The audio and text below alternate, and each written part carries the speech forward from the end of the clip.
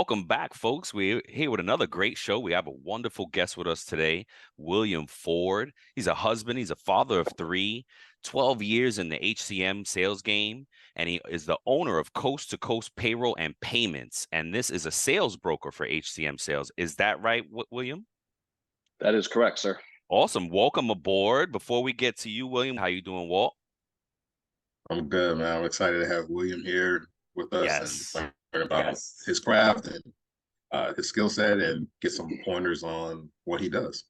Yeah, for sure. Learning. We always love to learn here. Before we get into that, we got you. I know you got the questions in advance, but we love origin stories, right? We always want to hear how folks broke into payroll. How'd you get into HCM sales? What's your background? How did it all happen? How'd you get to this point? Yeah, so for me, I've been in the banking industry for 5 or 6 years. I was managing a local branch up in Detroit, Michigan, where I'm originally from. And I started dating my now wife. And as we were looking to move in together and combine finances, we just started having real conversations and basically came up with banks don't pay really well. That's true. Facts. Especially like branch managers. Unless you own it. Yeah, they just don't like to pay a whole lot of money. That's true. And so I actually went to my regional VP at the bank and I asked him, I said, I need to get a raise or move me to another branch. I need to make more money. And he literally verbatim, he told me, if you want to make more money, go to another bank. Yeah. Oh, I wow. thought, that's crazy. So yeah, that's horrible. I decided to just start looking around. And that bank, we partnered with Paychecks. Mm-hmm. And Yep. I always did really well with referring Paychecks into our business accounts. And Nice. so I just said, well, let me just look into Paychecks and see what that does. And the salary was bigger, the commissions were better, and I applied for the job. I interviewed 3 days later. I went through 2.5 hours of interviews with 4 different people coming in and out of the conference room. And Wow. at the end of that week, they offered me the role. 2 weeks later, I was training at Paychecks. Wow, that's awesome. Yeah, so that was 2011. That's when I cut my teeth into the payroll industry. Nice. Wow. Oh, that's a cool story too. So sales, you broke in as sales. Yes. Okay. Did you find any challenges becoming a payroll salesperson, but I'm assuming you've never processed payroll? The only thing I knew about payroll walking into this was that I got my direct deposit like every 2 weeks from the bank. Like, that's all I knew, right? I love it. Yeah. I love it. Yeah. So I didn't how know did that anything go? I didn't know anything about breaking down FICA and STUI versus FUTA and all these alphabet soup for me. I'm like, what in the world is all of this stuff? Yeah. Thankfully, at least then, Paychecks, they had a great training program. That's awesome. They would fly us out to Rochester, New York for 2 weeks. Wow. And it was basically payroll 101. You learned everything about what goes into running a payroll, the taxes, when they're filed, what semi-weekly depositors are versus monthly deposit. They really go into that. So I don't know if they still do. I haven't been there for a long time, but then, man, it was really eye-opening for somebody who didn't know anything about it coming in. Right. Yeah. No, but that's awesome. I love it. So now you have Coast2Coast Payroll and Payments. Tell us a little bit about that. Yeah. Coast2Coast really just came from the idea of, I've been in the HCM space for over a decade now, and I've been building sales teams for 9-10 years. Nice. And I've done it at multiple organizations. And the last organization I was with decided to go in a different direction.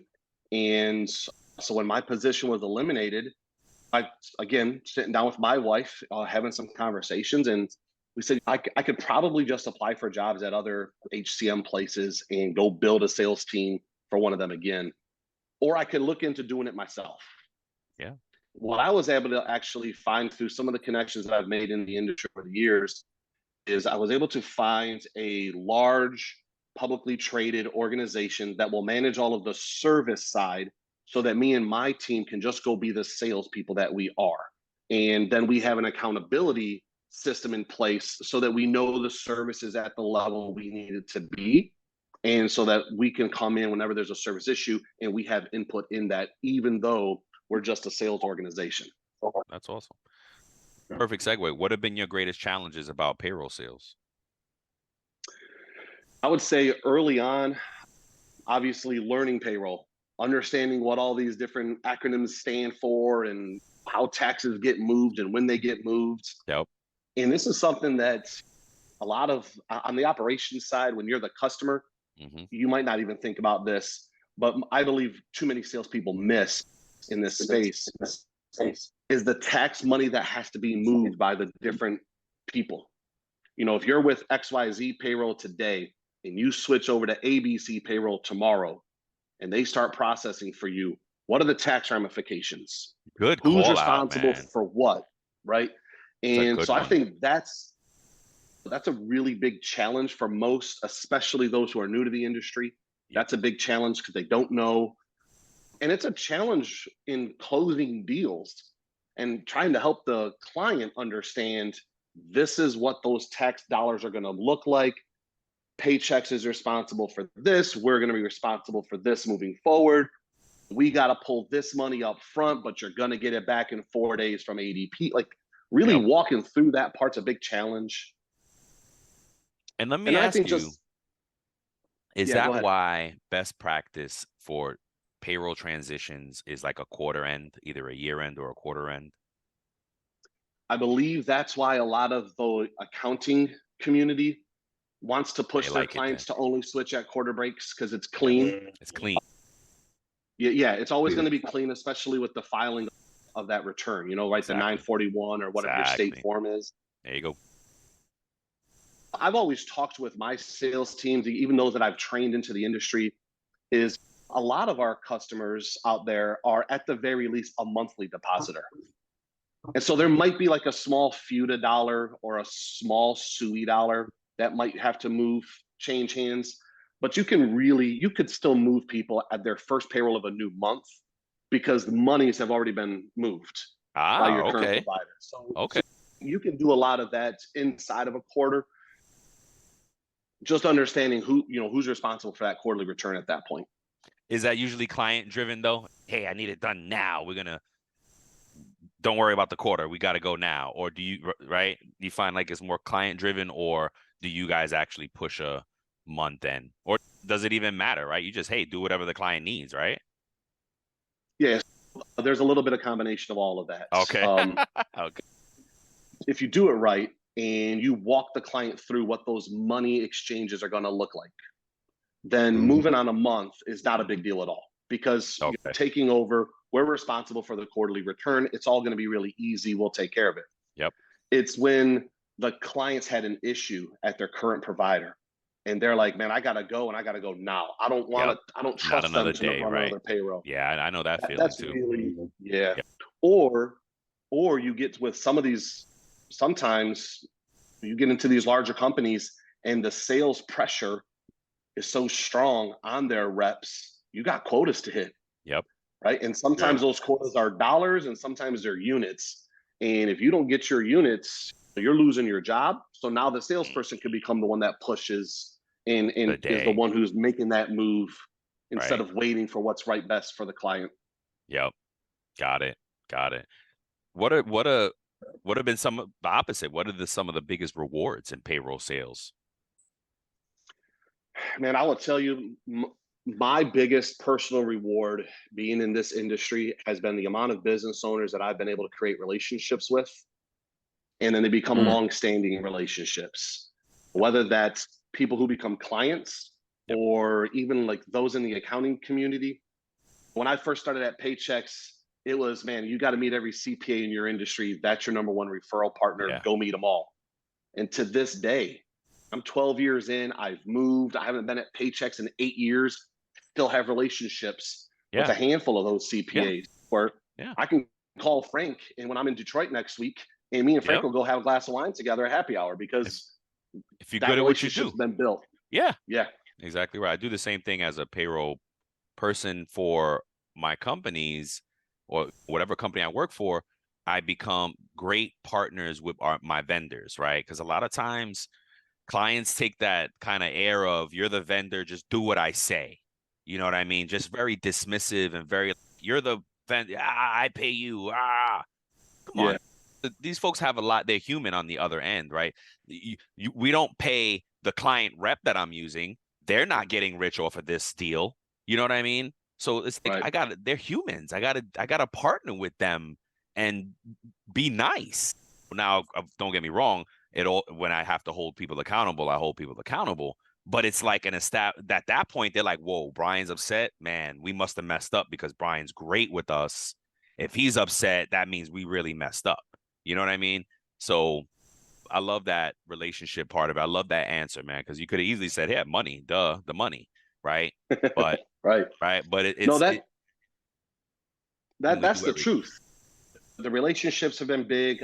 And then I've been in a lot of leadership roles. So I've built sales teams. And so it's been super rewarding for me as an individual to be able to hire somebody new to the industry, doesn't know anything about it, and see them 4 or 5, 6 years later thriving, That's doing nice. really Yes. well. They've built their network, they hit their numbers, and it becomes a role and it becomes an industry where you're not grinding 45, 50 hours a week, banging out 200, 300 dials a day Right. to hit your numbers. And so to be able to look back and see some of those individuals and see them at companies that I hired them at 6 years ago, and they're still there and they're top performers and they do really well, that's That's also been a awesome. big rewarding piece for me. Yeah. Oh, so you got a good eye for talent. That's cool. That's awesome. So as a salesperson, do you get to see the latest and greatest payroll technologies out there? And how does that work? Yeah, that's an interesting question because it really depends on who you're with. Okay. If if you're a sales rep at, let's just say, Paylocity, Yep. and yeah, you're seeing one of the best, right? Paylocity's got a great product Yep. for their niche For their client market. Yep. base. Yep. So you are seeing it, but you could be with another organization that really hasn't changed anything or updated anything in 3 or 4 years, and you're not Mhm. seeing the latest and greatest. And the only way you could possibly see one of those latest and greatest is if you got a demo from somebody at that other organization. So what I have found with the changes in technology and as they improve technology and new things come out is really working with others in the industry to make sure that you're always up abreast of what is new out there, Oh, wow. right? Yep. So knowing a high level sales rep at a Paylocity, at a Paycor, uh, ADP, Paychecks, Heartland, knowing those so you can pick up the phone and say, hey, I heard you guys are doing this new. What's the Yep. change? How's it working? What do you think of it? And that's really, instead of saying, hey, they're the competition, man, stay away. It's no, embracing your competition, because at the end of the day, you're going to learn a lot from that. And so that's something that I've always tried to do. And I've always tried to instill in my reps as well. That's awesome.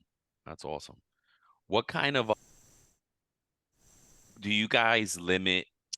Now, as a salesperson, you probably won't, but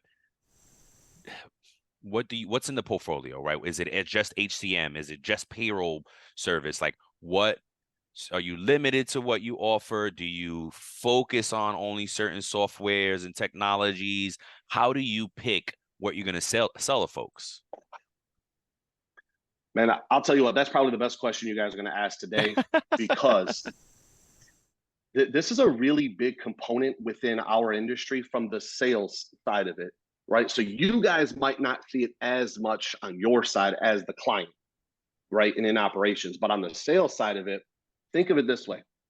Almost every vendor out there only sells their product, Yeah. right? If you Yeah. call Paychex is selling you Yeah. Paychex Flex, that's Absolutely. their product, Yep. right? ADP, everybody has their deal.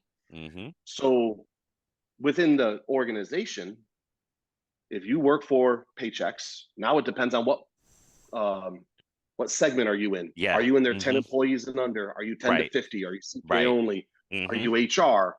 Yep. Right. And so that's where you can get into, hey, my portfolio is nothing but this. And then there's other companies that you can go to that don't necessarily have all those parameters built in. So you can open up your portfolio a little bit more. What we're doing here at Coast to Coast is I don't have any segmentation whatsoever.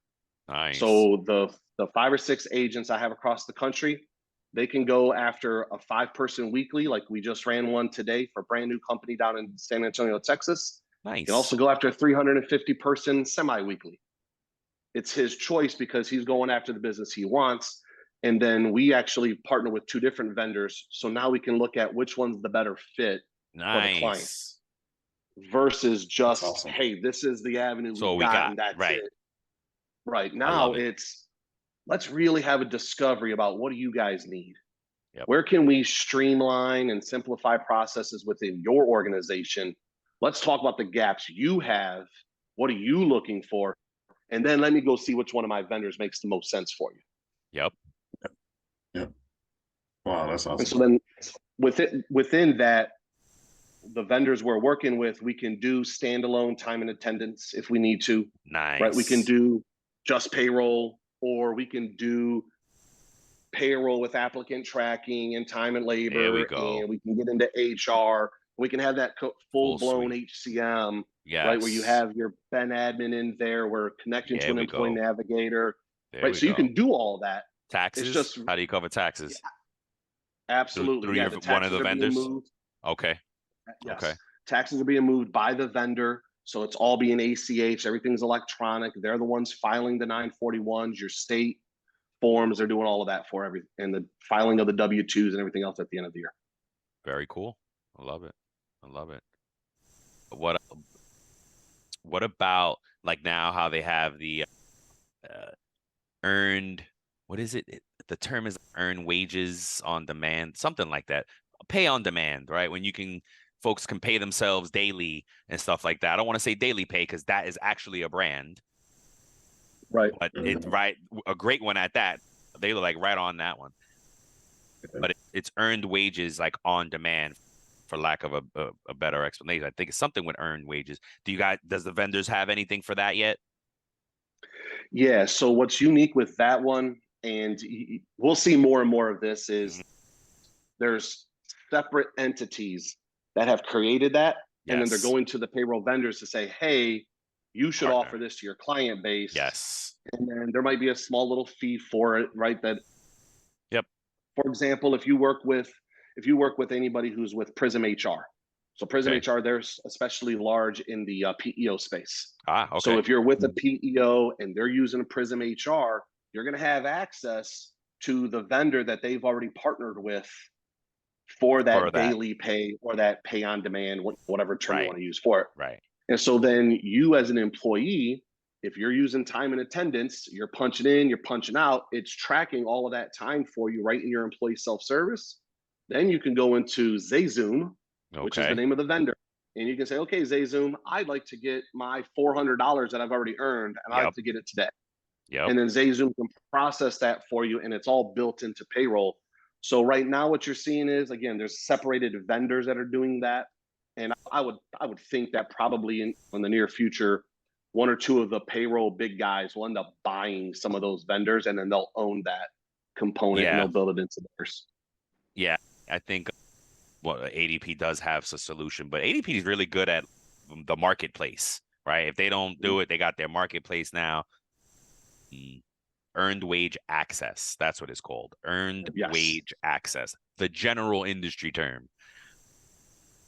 Yeah, that's very good. What else? Let's see. So time and attendance is important. The earned wage access.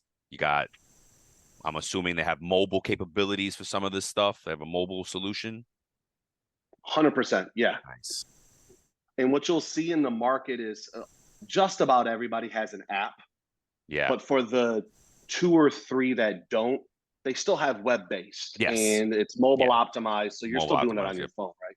Yep. Or if you can, because I get nervous with doing payroll from a phone. They usually don't let you do that from the phone anyway. But like some of the stuff you can't, you shouldn't have mobile anyway. You know what I mean? So yeah, I get real nervous. Ooh, what can I do from my phone now? But yeah, especially now with here's a good one: cybersecurity. Are you guys addressing cybersecurity concerns? Yeah, that's a great question. I would tell anybody looking at a payroll vendor, you should know what that vendor is doing behind the scenes for cyber protection. Yes. Great advice. Now, there's a couple of different tests that every payroll vendor goes out and does every single year, and they register their testing with the test company so that it's all there, and any sales rep should be able to provide that for you. right? So if you're sitting down with somebody, I don't care if you're just talking to one or if you're shopping them, when you sit down with them, you should be able to ask, hey, can you talk to me about what you guys do for cybersecurity to protect the data? And then they should be able to present you some sort of the findings from those tests that they run each year. Thank you for that. Perfect. I love it. And as we close, we always ask our folks, what advice would you give specifically in this one, though? What would you give payroll folks looking to get into payroll sales? So if you're looking to get into payroll sales and if you're coming from the operations side, right? If you're somebody who's run the payrolls, payroll, and you're looking to get into sales, I would tell you the most important pieces for me walking into the industry at this point would be, I want to know, how often do they change their compensation plan? Because that's a big deal. You get into sales, you get into it for the comp plan, right? So you want to know what your commissions are going to be, what your bonuses are. And some of these organizations are changing comp plans every single year. Yes. Wow. Yes. I know of one, they just changed their comp structure, and people who were just hired 6 months ago, boom, they got a new compensation plan all of a sudden. So you definitely want to look into that. How often do they change comp? If you already know payroll, then the training piece might not be as important to you, but then you want to know what kind of market segmentation do they have and what market are you going to be in? What does that mean, though? What does a market segmentation mean as far as payroll sales?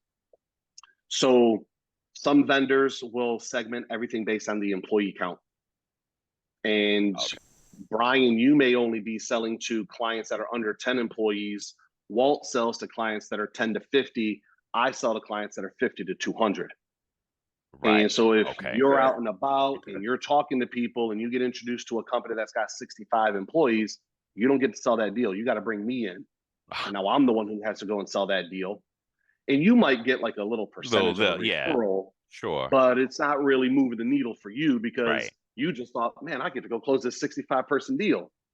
So I would definitely look at market segmentation and then which market are you getting put into, especially if you're someone who knows payroll already. I wouldn't want to start as somebody who can't sell to 50 and above. Right. I'd want to be able to have the ability because I know what they're dealing with. I know what their life looks like on a day in and week out basis. Right. So you want to be able to go after some of those deals that you're accustomed to. So those are probably the two biggest things that I would look at if I was somebody coming from operations looking at sales. All right. Walt, anything else? No. Very helpful information. I just didn't want to say exactly. Walt, I'm sorry, but look, remember, Walt, a lot of it is audio only. This is only so for the listeners. I'm good. I think it's good. This stuff like this, I think it's good to laugh about and have a good time about. Man, I'm good. No, William, man, it's been very insightful. I think that these type of conversations will pique the interest of people who are in payroll and may want to jump into sales. Yeah. And they don't realize, man, there's another avenue for me to potentially go into about something I'm passionate about. And this may actually pique their interest. Yeah. I'll tell you guys this. I know we're coming up on it, so I'll give you two quick things. One of the absolute best salespeople in this industry that I've ever met, she is a rock star. She started off as a payroll specialist at the payroll company she works at. Wow. She ran payrolls for 2 or 3 years, and she said, I think I want to go into sales. And she is, she kills it, a year in, year out. And I'm friends with her. I've known her for 10 years. This lady's on vacation all the time with her family because she puts up such big numbers. Big numbers. But it's because she knows the system as good as anybody. She processed 150 payrolls a week for 2 years. No doubt. Who knows it better than her? Yep. So there's definitely something to be said for coming from that side of the business and moving into sales. She's got the personality for it. She's really good at it. The other piece that I would look at when we talked about compensation, outside of how they can change things, a lot of the payroll companies pay an upfront commission when the client first starts processing payroll, right? So Walt Walt's Business LLC might start running payroll next month. And if he starts in August, then that salesperson is going to get 15% of the annualized expected revenue. And they'll get paid that in September, right? Usually about a month after the original processing. And then Walt could be with that payroll vendor for 10 years. Yep. And that sales rep got paid one time, and that's it. So that does two things. Number one, it's a reason why a lot of payroll salespeople don't follow up with their clients. Wow. Because they're like, man, I'm done. Once you're past 2 months, I don't care. It ain't going to cost me anything, and I don't get paid again. Wow. So the other component is there are only a handful, 2, 3, maybe 4, that actually pay a residual moving forward on the payroll deals. Wow. So now Walt LLC signs on with one of my agents. My agent's getting 50% of the deal for the life of the account. As long as Walt's with Coast to Coast, my rep's getting paid 50% of the deal. Wow. And then there's other companies like Heartland's one that's really good at it. They pay anywhere from 15 to I think 25% margin residual on the deal of the account. So that's another component to look at because you can get paid big commissions up front, but and then you nothing look back again. after a couple of years, and you go, well, what the heck, man? Yeah, I got I brought hundreds of clients in, but I'm still seeing only in one time. Wow. That's a great call out, man. William, we learned so much. I love that. That's really great. Wow. And then you think about how that changes the service level, right? Yes. If I'm getting paid every month that you process payroll and you call me and say, Will, I'm having Jane a problem. didn't get her direct deposit, or my payroll specialist hasn't called me back in 3 hours. Yep. Well, hold on a second. Let me get involved and fix this. Yep. So now we take customer service that can sometimes be sketchy, and we take it to another level because now I'm invested as well. I love that. That's something that sets you apart from the rest of the pack. You know what I mean? Right. And that's awesome. Now, so to wrap it up, tell us, what do you want folks to know about Coast to Coast Payroll and Payments? So what I want them to know about Coast to Coast is our motto is to be like an insurance broker, in that, again, we're not trying to be one size fits all and just squeeze you into the one vendor that we work with. We want to open this up to say, okay, let's take you to what fits your business best. But we're going to start that by having a real discovery about how you process, what you do, where there's gaps. How can we streamline some of those processes? What can we simplify for you? And I'll give you a real quick example. We've got a small customer just started. They ran their first payroll with us today down in San Antonio. It's a little tire shop. Thank you. They've got 5 employees paid every week. They've been doing payroll themselves. Yep. Cutting checks every Friday for the guys. Hey, you worked how many hours? Okay. And they just cut checks. Yep. And they had no way of verifying how many hours these guys are working. They have no way of controlling whether these guys are working overtime or not. Because at the end of the week, the guys go, oh, well, here, I wrote it down. Here's how many hours I worked. Here's how it's here. So they had a CFO for hire type of individual kind of come in to say, hey, let's clean some of this up for you. And the first thing he did was reach out to my agent to say, hey, these guys need to get on a real payroll system. What can we do? Nice. So we had that 45 to 60-minute conversation. Walk me through what you do. Why do you do it that way? How are you tracking this? Right. And we really went through step by step.